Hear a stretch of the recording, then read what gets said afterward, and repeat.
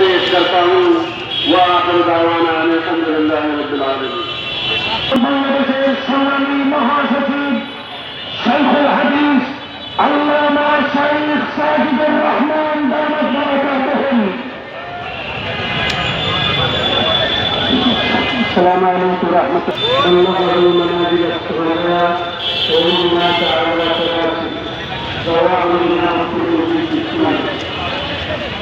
একটা মাত্র কথা, এই ঘটনাকে তারপরে হক মানবীয়তকে বাস্তবায়িত করবে।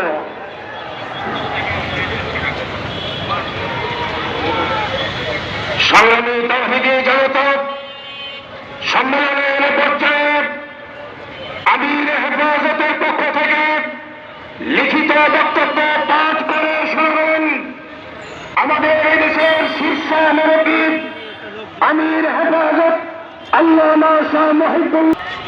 সম্মানিত